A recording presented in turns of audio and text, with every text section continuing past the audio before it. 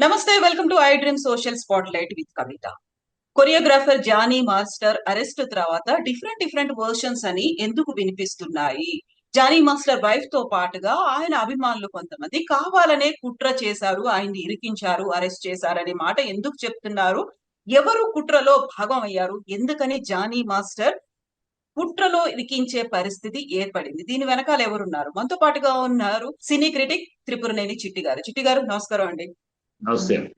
ఇప్పుడు Johnny master issue చాలా పెద్ద ఇష్యూ. గతంలో కూడా ఇలాంటి ఆరోపణలు వచ్చాయి. మీటూ మూవ్మెంట్ జరిగింది, కాస్టింగ్ కౌచ్ ఇవన్నీ అయిన తర్వాత ఫిల్మ్ ఇండస్ట్రీకి సంబంధించి డిఫరెంట్ వర్షన్స్, డిబేట్ టాక్ అనేది అరెస్ట్ తర్వాత ఎందుకని వినిపిస్తోందండి? ఎందుకని అనిపిస్తుంది దీని వెనకాల ఇది ఒక పెద్ద కుట్రే కనపడతాను. పెద్ద కుట్ర. అది కుట్ర అని అనాల్సిన పరిస్థితికి వచ్చిందంటే మీరు order of sequel of events ని స్టడీ చేస్తే ఎంత ఆ కోణం కనపడుతుంది. ఎందుకంటే ఆ కోణం కనపడితే ఆ కుట్ర ఎవరు కూడా తర్వాత చెప్తారు. నెక్స్ట్ ఇక్కడ 2017లో అమ్మాయి పరిచయం అయింది నాకు ఆయన అని చెప్పి, 2019లో నేను ఆయన దగ్గర అసిస్టెంట్ గా జాయిన్ అయ్యాను. షూటింగ్ బాంబేకి వెళ్ళాను. అక్కడ షూటింగ్ స్పాట్ లో క్యారవాన్ లో నన్ను నాతో అసభ్యంగా ప్రవర్తించి నన్ను రేప్ అటెంప్ట్ చేశాడు అని చెప్పి. సరే, ఇప్పుడు 2019లో జరిగితే అది షూటింగ్ స్పాట్ అంటే 125 మంది ఉంటారు. డాన్స్ సాంగ్ అంటే డాన్సర్స్, అసిస్టెంట్, మేకప్, ప్రొడక్షన్ మొత్తం 150 మంది యూనిట్ ఉంటారు. ఆ యూనిట్ కొంతమంది ఉండగా ఈ వ్యాన్ అంటే ఎక్కడో ఊరవుతూ ఉంటుంది. షూటింగ్ స్పాట్ దగ్గర జస్ట్ ఒక 100 అడుగులు డిఫరెన్స్ లో డిస్టెన్స్ లోనే ఉంటుంది పెద్ద వ్యాను. ఎక్కడో ఊరవుతారు పెట్టు. షూటింగ్ స్పాట్ లో క్యారవాన్లు అంటే అక్కడక్కడే ఉంటాయి. సో ఈమె ఒక అమ్మాయి రేపు ఒక అరుపు వచ్చిన అప్పటికి జానీ మాస్టర్ ఇంతటి పెద్ద మనిషి డాన్స్ మాస్టర్ కాదు. అప్పుడు 2019లో అప్పుడే ఆయన పేరు సంపాదిస్తున్న డాన్స్ మాస్టర్. సో 25 మంది డాన్స్ మాస్టర్లు ఆయన కూడా ఇవాళ పేరు సెలబ్రిటీ, ఒక యూనియన్ ప్రెసిడెంట్. అప్పుడు అంత కాదు. సో చేసినప్పుడు నువ్వు ఒక కేక అరిచినా వచ్చేవారు ఎవరన్నా, బయటకు వచ్చి చెప్పినా వినేవారు. అక్కడే పోలీస్ స్టేషన్ లో కంప్లైంట్ ఇచ్చారు. దానికి భయపడ్డాను అనేసరికి ఆయన అంత సెలబ్రిటీ కాదు, అదొక భయపడ్డానికి. అదొక పశ్చాపడతాం.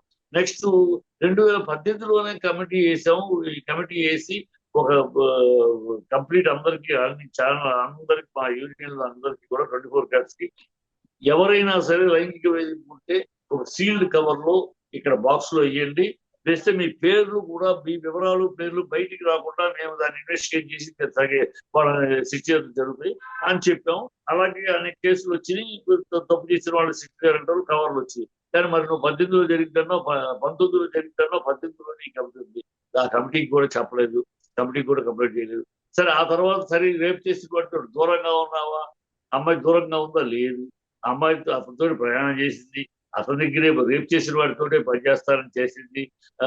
అతను హీరోగా, ఈ అమ్మాయి హీరోయిన్ గా ఒక సినిమా ముహూర్తం జరిగింది.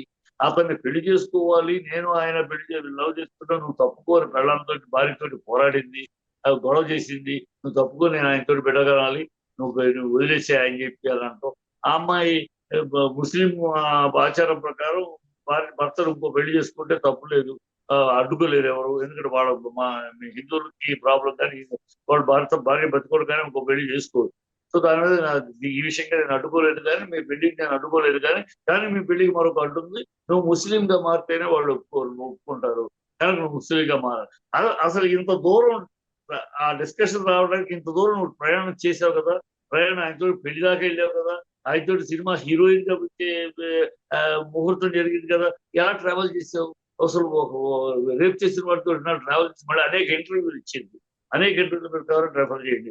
ఆయనే నాకు దేవుడు, ఆయన నాకు జీవితాన్ని ఇచ్చాడు, ఆయన నాకు ఎంతో హెల్ప్ చేశాడు, నాకు అండగా ఉన్నారు, నాకు నేను ఇవాళ ఈ స్థాయిలో ఉన్నానంటే జానీ మాస్టర్ అనేక వీడియోలు చెప్పారు. అంటే ఎన్నాళ్ళు ఆయనతో ట్రావెల్ చేసి ఆయనతో ప్రయోజనం పొందుతూ ఆయన నాకు కావాలని ఆయన భార్యతో గొడవ చేస్తూ ఇంత దూరం వెళ్ళి ఇవాళ సడన్ గా 6 సంవత్సరాల తర్వాత సడన్ గా ఆయన ద్రోహి, ఆయన చేశాడు, ఇప్పుడు నన్ను గెలిచాడు అని చెప్పటంలో ఔచిత్యం ఏమిటి?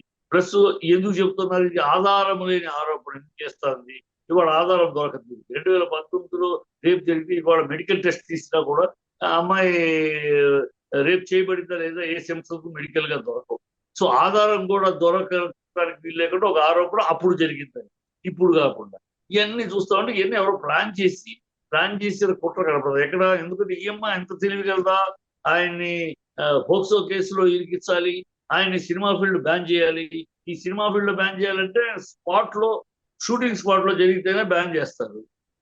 అలాగే ఫోక్స్ అయితేనే ఫోక్స్ సెక్షన్ అయితేనే 376 సెక్షన్ అయితేనే అతన్ని ఆ సెక్షన్ రావాలంటే మైనర్ లేదు. అంటే 2019లో ఏమై మైనర్, ఇప్పుడు మేజర్. కనుక ఇన్ని సంవత్సరాలు చేసినప్పుడు పోయిన సంవత్సరమో ఆ ముందు సంవత్సరమో మళ్ళీ అంటే ఎప్పటికప్పుడు నా మీద లైంగిక దాడి చేస్తాడు. ఎవరన్నా ఒక అమ్మాయిని చోట ఒకసారి లైంగిక దాడి ఒకటి చేశాడంటే వాడితో వెళ్తా ఉంటావు, వాడితో తిరుగుతూ ఉంటావు, వాడితో పని చేస్తూ ఉంటావు, వాడితో పెళ్లి సినిమా షూటింగ్, అతను హీరోగా నువ్వు హీరోయిన్ గా ముహూర్తాలు కూడా జరుగుతాయి సినిమాలకి. మళ్ళీ ఆయన లైంగిక దాడి ఎంత వింటానికి ఒక వింత కథగానో ఒక విస్తృతమైన నేపథ్యం కనబడతాను. ఇది ఎవరు తయారు చేశారు? ఇక్కడ రాజకీయం అనేది ఉంది. ఎందుకు రాజకీయం? దాన్ని నేను చెప్తాను. రాజకీయం అయితే చిట్టి గారు ఇప్పుడు 16 వయసు ఉంది అనుకున్నప్పుడు ముంబైలో కూడా సేమ్ ఇలాంటి వెరీ ఫస్ట్ టైం అది జరిగింది. ఆ తర్వాత జానీ మాస్టర్ ఆయన వైఫ్ కూడా వచ్చి నా మీద దాడి చేశారు అనే మాట కూడా చెప్తోంది తను. అది అమ్మాయి చెప్తారు, అమ్మాయి చెప్తుంది. నేను చెప్పేది అమ్మాయి ఎన్నైనా చెప్పొచ్చు. ఆరోపణ చేయటం మొదలెట్టినాక ఎన్ని ఆధారాలు లేని అమ్మాయి చెప్పేదాన్ని ఒకదానికి ఆధారం ఉండదు, దేనికి ఆధారం లేదు. ఇప్పుడు నేను చెప్పేట్లు అన్నిటికీ అమ్మాయి వీడియోల్లో ఆయన పొగిడి ఆయన దేవుడు నాకు ఆయన చెప్పే వీడియోలు ఉన్నాయి.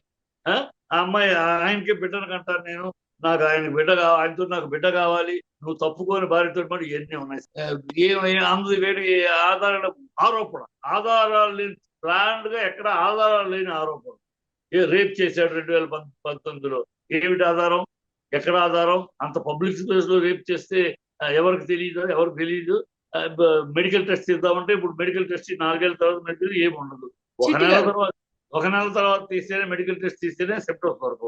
ఇప్పుడు 4 ఏళ్ళ తర్వాత సో ఎవిడెన్స్ కూడా ప్రొవైడ్ చేయలేదు, కాదు అని చెప్పుకుంటారు. ఇది ప్లాన్ గా, అందుకని ప్లాన్ చేశారు. ఒక ప్లాన్ చేసి అప్పుడు పెడదాం. ఇప్పుడు మరి ఇన్నాళ్ళు లైంగిక దాడి చేస్తుంటే ఈ సంవత్సరాలు ఈ చెప్పలా 2020, 2021, 2022, 2023 కంప్లైంట్లు మాత్రం ప్రతి సంవత్సరం దాడి చేస్తున్నాడు, ప్రతి సంవత్సరం లైంగిక దాడి చేస్తున్నాడు. కానీ రేప్ చేసింది మాత్రం పంపుతుంది. చిట్టి గారు ఇక్కడ ఫిల్మ్ కమిటీ దగ్గరికి వచ్చి తను కంప్లైంట్ చేసింది. ఇద్దరు స్టేట్మెంట్లు రికార్డ్ చేసిన తర్వాత మేమే సజెస్ట్ చేసాము తన్ని పోలీస్ స్టేషన్ కి వెళ్ళి కంప్లైంట్ చేయమని. ఇప్పుడు నేను 2018 ఇప్పుడు చెప్పింది 2019లో జరిగినప్పుడు అప్పటికే కమిటీ ఉంది. అప్పుడు ఎందుకు నువ్వు రాలా కమిటీకి నువ్వు ఎందుకు రాలా? ఆ రోజు కమిటీ మీ పేరు ఊరు అంతా జాగ్రత్తగా బయట పెట్టము అని హామీ ఇచ్చి మరి అక్కడ బాక్స్ పెట్టి మరి ఫిలిం ఛాంబర్లో అన్ని క్లాస్ కి అది చేసావు అనే కంప్లైంట్ చాలా మంది వచ్చి 7 or 8 వచ్చి ఈ 6 ఏళ్లలో చేసావు. ఎవరు తప్పున వాళ్ళని శిక్ష విధించావు. ఇంటర్నల్ గా జరుగుతూనే ఉంది. ఎవరికి శిక్ష బ్యాన్ చేయటమో వాళ్ళని సస్పెండ్ చేయటమో జరుగుతూ ఉన్నాయి. నువ్వెందుకు ఇవ్వలా? ఆ రోజు నీ పేరు రాదు బయటికి, నీ పేరు రాకుండా పరుగు పోతే రాకుండానే హామీ ఇచ్చింది. అలాగే మిగతా వాళ్ళకి జరిగింది. నువ్వెందుకు ఇవ్వలా? ఆ రోజు ఎందుకు ఇవ్వలా 19లో? అంటే ఆ రోజేమో ఇప్పుడు ఎవరో కెరిగితే ఎవరికో వెపన్గా ఉపయోగపడుతుంది ఈ అమ్మాయి. ఈ ఎవరు అనేది నేను చెప్తాను. ఇది ఎక్కడ నేను అడిగే ప్రశ్నలో ఆ లైన్ క్లియర్ గా ఉంటే అమ్మాయి 17 నుంచి ఇప్పటిదాకా చెప్పిన లైన్లో ఎక్కడా క్లారిటీ స్ట్రైట్ లైన్ లేదు. ఇగయ్యో అట్ట తిప్పొస్తుంది. అంటే ఎవరో ఏదో డిజైన్ చేస్తే వచ్చిన ఇదిగా ఉంది. అన్నిటికీ క్వశ్చన్ మార్క్. నువ్వు ఎందుకు చెప్పలేదు? భయం. ఏంటి భయం? అప్పుడున్న భయం రేప్ చేసినప్పుడు లేదు, 5 ఏళ్ల తర్వాత ఇప్పుడు వచ్చింది ఆ భయం. అంటే ఇవాళ అతను సెలబ్రిటీ అయ్యాడు, అతను బాగా మంచి పొజిషన్ లో ఉన్నాడు. సో ఇన్నాళ్ళు అతను చాటును పెరిగావు, అతను చాటును ఉన్నావు, అతనితో అన్ని పొందావు. నువ్వు ఆయన పొందాడు అనుకుంటున్నావు. సరే, నీ మాట ప్రకారం ఆయన పొందాడు, నువ్వు పొందావు. ఇప్పుడు ఏదో నువ్వు ఆశించింది దొరకట్లా. ఒకటి అలా ఉండాలి, ఒకటి నీ స్వార్థంగా నువ్వేదో ఆయన ఆశించి దొరకలేదు, ఆస్తి అడిగావు, లేకపోతే ఇన్నాళ్ళు మన కలిసి నాకు ఇల్లు అడిగావు, ఏమి అడిగావు, ఏదైనా ఆయన ఇవ్వలేదేమో. ఇఫ్ నువ్వు ఆశించింది దక్కలేదనో, నువ్వు కోరుకున్నది దొరకలేదనో ఇవాళ తిరిగి రివర్స్ అయ్యావు. అంతకుముందు లేకపోతే 5 ఏళ్లలోనే ఎప్పుడో ఒకసారి బయట. ఎక్కడ ఈ 5 ఏళ్లలో ఏనాడు ఏ ఇంట్లో ఎవరి దగ్గర కూడా నన్ను జానీ మాస్టర్ వేధిస్తున్నాడు, నన్ను జానీ మాస్టర్ చెప్పలా, నాకు జానీ మాస్టర్ దేవుడు అని చెప్పింది. నాకు దేవుడు. చిట్టి గారు ఇక్కడ ఇంకొక వెర్షన్, ఫిల్మ్ ఇండస్ట్రీకి సంబంధించే ఒక స్ప్లిట్ అనేది కనిపిస్తోంది. అక్కడ పర్టిక్యులర్ గా మెగా వర్సెస్ అల్లు ఫ్యామిలీ కావాలని చేశారు అనేది సోషల్ మీడియాలో ఎందుకని అంత పెద్ద ఎత్తున క్యాంపెయిన్ జరుగుతోంది? ఆరోపణలు, ప్రత్యారోపణలు, అటాకులు ఇది జరుగుతున్నాయి. ఎందుకంటే అమ్మా, ఇక్కడ నీకు ఒక అల్లు అర్జునే కాదమ్మా, ఒక జూనియర్ ఎన్టీఆర్. ఈ సినిమా ఫీల్డ్ లో వీళ్ళిద్దరూ ఎదుగుతున్నారు, బ్రహ్మాండంగా ఇండిపెండెంట్ గా ఎదుగుతున్నారు. ఎవరి షాడోను ఎవరి ఇదో కాకుండా వాళ్ళంతటి వాళ్ళు అలా కింగిలాగా నిలబడుతున్నారు. ఇది వాళ్ళ ఎదుగుదలని తట్టుకోలేకపోతున్నారు వాళ్ళ సంబంధికుల మనుషులే. ఇది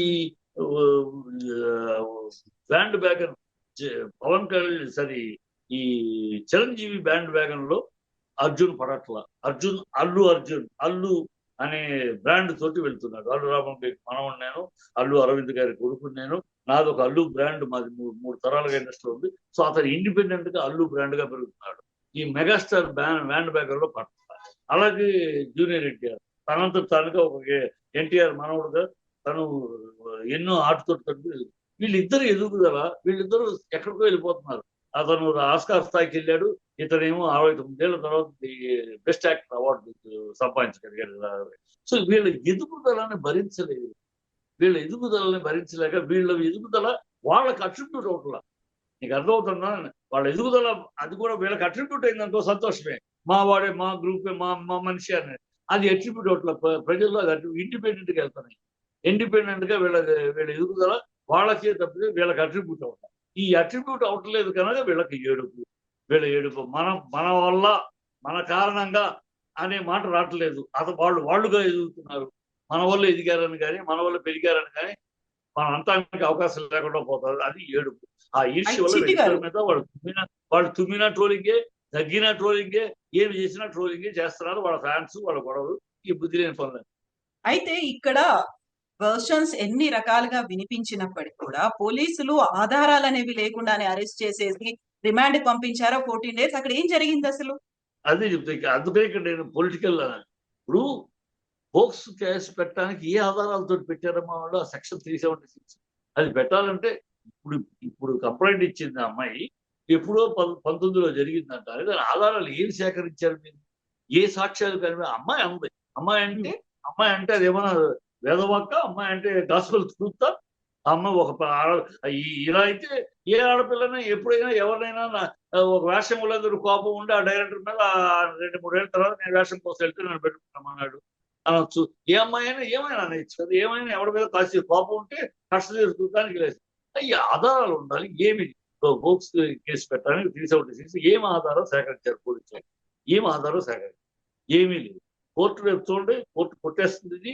రేపు జడ్జి ఈ పోలీసులను మందలిసి, గతంలో కూడా కొన్ని కేసుల్లో సుప్రీంకోర్టులో మందలించింది.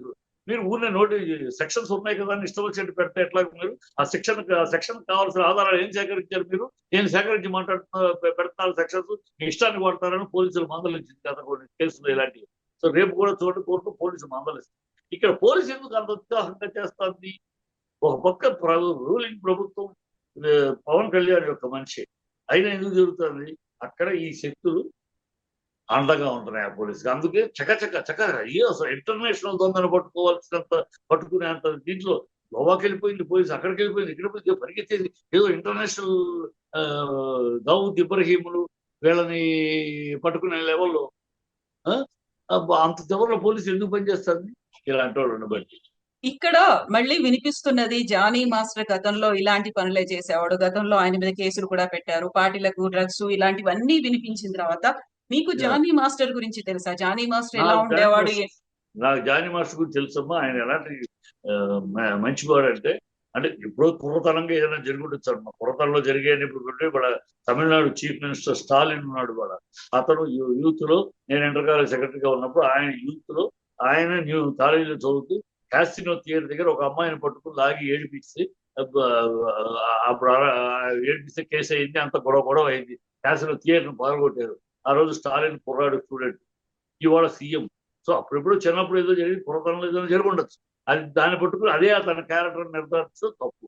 ఇక్కడ అతను క్యారెక్టర్ ఎలాంటిది అతను మీకు తెలుసో తెలీదు. మామూలుగా డాన్సర్స్ కి ఇచ్చే డబ్బులో 2% మాస్టర్ కి ఆటోమేటిక్ గా ఇవ్వాలి. సర్వీస్ కమిషన్ రూల్ అది ఎవరో పెట్టిన అసోసియేషన్ పెట్టింది. డాన్స్ మాస్టర్ కి వాళ్ళకి ఇచ్చే 1500 ఉంటుంది. 1500 ఒక 3000, 15,000 కూడా ఉంటుంది. ప్రాజెక్టుని బట్టి, ప్రోడక్ట్ని బట్టి. దాంట్లో 2% ప్రతి డాన్స్ మాస్టర్కి ఇవ్వాలి.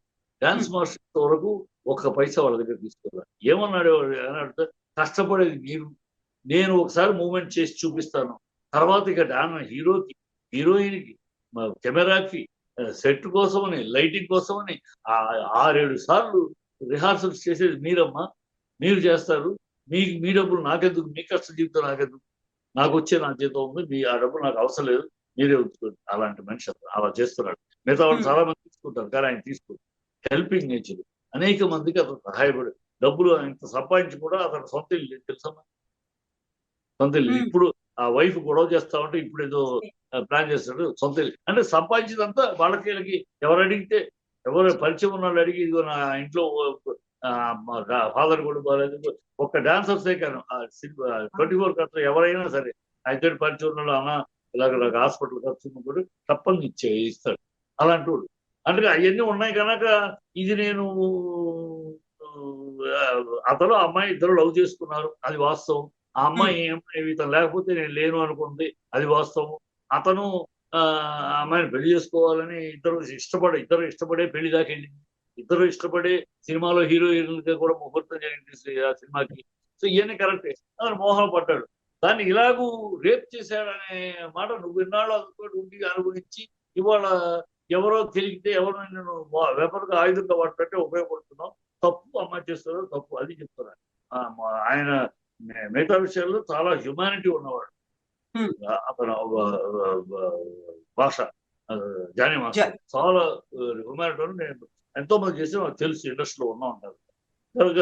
ఇది ఏంటంటే వెనక ఈ రాజకీయ కుట్ర ఉండబట్టే పోలీసులు ఇంత అత్యుత్సాహము, ఒక అధికారంలో ఉన్న పార్టీ యొక్క మనుషులు తెలిసిన కూడా అలా లక్ష్యం చేయకుండా వెళ్ళిపోతుంది. ఎక్కడికో గజదొంగనే ఒక పెద్ద ఇంటర్నేషనల్ వాడిని పట్టుకున్నట్టు టప్పు అని ఎంతో సీరియస్ సెక్షన్స్ చేసి వెనకాల ఎవరో ఫోర్స్ చేస్తే పోలీసులు యాక్ట్ చేయడం మనకు తెలుసు.